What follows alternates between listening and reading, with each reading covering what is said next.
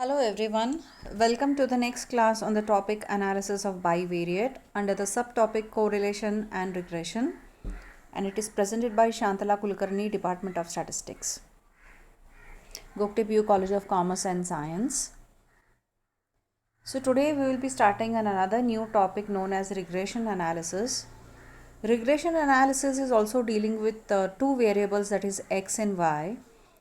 To tell in the most simple form is you will be able to find the values of x with the help of y values, or you will be able to find the values of y with the help of x unknown.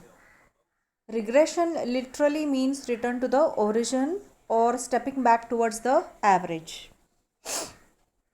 A line describing this tendency to regress excuse me, or step back is called as regression line. Since we can estimate with fair amount of accuracy the position of this line, it is also called regression. So what is regression? It is the property of the tendency of the actual value to lie close to the estimated value is called regression, or in the more simpler definition I can say, regression is the theory of estimation of unknown value of a variable with the help of a known values of the variables. Yes, it is, you are going to, there are two variables x and y.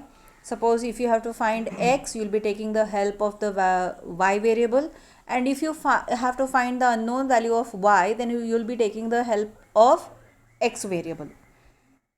This is the definition of regression, and these are the things which you have to just go through. What is a regressor, or a predictor, explanator, regressed or explained. Just go through this line of regression.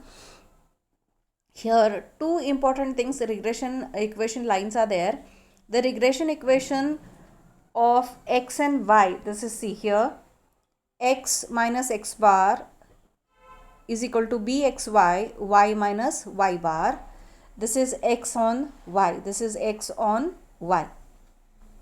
Similarly, you have this regression equation y on x, means first you will be writing the y term and then you will be writing the x term. Y on x is y minus y bar is equal to byx bracket x minus x bar, and here this byx and bxy are nothing but regression coefficients. They are called as regression coefficients. So these are the two main equations, and to come to this conclusion we have to have certain things in the mind. We have formulas for the regression coefficient, that is bxy and byx. Let us see here. Graphical representation of regression of equations are called regression lines. Yes, when you do the graphical presentation, suppose plotting x and y, that is called as regression lines. But for ungrouped data, you have to calculate these regression coefficients, that is bxy and byx, and the formula is here. R sigma x divided by sigma y is equal to n summation xy minus bracket summation x into summation y, the whole thing divided by n summation y square minus summation y the whole square. Similarly, the regression coefficient byx will be written, first we will be writing the y term, this is r sigma y divided by sigma x. The numerator value is same for both of them, only the denominator changes. Here the first one is for y and the second one is for x, that is n summation x square minus summation x the whole square. For group data, this is the formula which you have to just pay attention. Now let us see the properties of regression coefficient. What are the properties? Now the first one, regression coefficients are the coefficient of the independent variables in the regression equations. The first one, the regression coefficient bxy is the change occurring in x for a unit change in y. The regression coefficient byx is the change occurring in y for a unit change in x. So they are the vice versa for x and y. Regression coefficients are independent of the change of origin but not of the scale. And the third property, the geometric mean of the regression coefficients is equal to the coefficient of correlation. That is, r will always be equal to plus or minus square root bxy into byx. And where bxy and byx are, it's given in this form. So when we substitute, we always get that r is plus or minus square root bxy into byx, and this value should always be equal to 1. It should be between -1 and +1. That is the range for regression. Then the next one, since the regression, the coefficient of correlation numerically cannot be greater than 1, the product of regression coefficients cannot be greater than 1. That is, see, the value of bxy or byx will always be less than or equal to 1. So if one of the regression coefficient is greater than 1, then the other must be less than 1. The two regression coefficients cannot be of opposite signs. Suppose, for example, byx is minus, then bxy should also be minus. Either will be both minus or both positive. You have to just go through this. Properties of regression lines. Now, what are the properties? The first one, the two regression lines intersect at x bar and y bar. They are nothing but the mean values. If the variable, second one, if the variables are positively correlated, then the regression lines will have positive slope. And when the slope is negative, the variables are negatively correlated. And the third one, if there is perfect correlation, the regression lines coincide, there will be only one regression line. Yes, if there is a perfect correlation between x and y, there will be only one regression line, so it will be coinciding with each other. And the fourth one, when correlation does not exist, that is r is equal to 0, the two regression lines are perpendicular to each other. So these are the properties of regression lines. Now let's see where regression is used, where are the uses of regression analysis. The first one, regression analysis helps in establishing a functional relationship between two or more variables. So regression analysis provides an estimated value of the dependent variable for the given value of the independent variable. This can be used for predictions or estimation of the future production, prices, sales, investments, income, profits, etc. It is of immense use in business forecasting. Second one,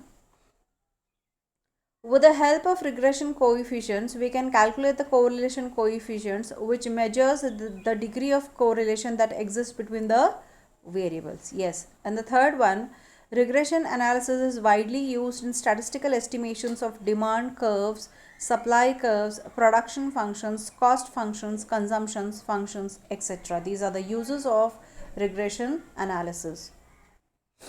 You have the main thing, that is a difference between correlation and regression analysis. What does correlation do and what does regression do? I'll just explain one point, later you can go through the remaining ones.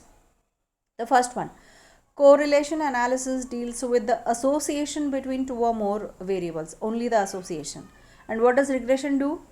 Regression analysis is concerned with the derivation of an appropriate functional relationship between the variables. That's the first major difference. Second and third and fourth are given. You can just, fifth one is given, just go through it. Let us see an example. The following data relates to the age of husbands and wives. So age of husband is given, we term it as X, and age of wife is given as Y. Now what is the question? Obtain the two regression equations and determine the most likely age of the husband when the wife's age is 25. Also determine the most likely age of wife when the husband's age is 30 years. So here we have to determine x value with the help of y as well as y value with the help of x. So we have to do both of them. So you need to have both the regression equations. What is the methodology? Let us see. We are using the shortcut method. We write all the x values, we write all the y values. To make our calculation simple, we are changing it to u, that is, you choose any value between x values. So x minus 35, v is equal to y minus 30. Then you get this column of u and you get the column of v. Then you have to square it, u square, v square, u into v. So once you do this table, the next step is to apply the formula. So what are the basic formulas? This is the main formula, bxy and byx. So for that you have to find x bar summation x divided by n, y bar summation y divided by n. So you're going to do the total of all the x values and the total of all the y values. Then find the concerned values of x bar and y bar. After that, the next step is to find the regression coefficients. The formula is already given. So you are using the shortcut method. So wherever x is there, you will be putting u, and wherever y is there, you will be putting v. So once you write the formulas and you substitute all the concerned values, you get the first regression coefficient as 0.5418 and the second one as 0.905. Then there are two regression equations, x on y and y on x. So x on y is x minus x bar is equal to bxy y minus y bar. So this is the main equation.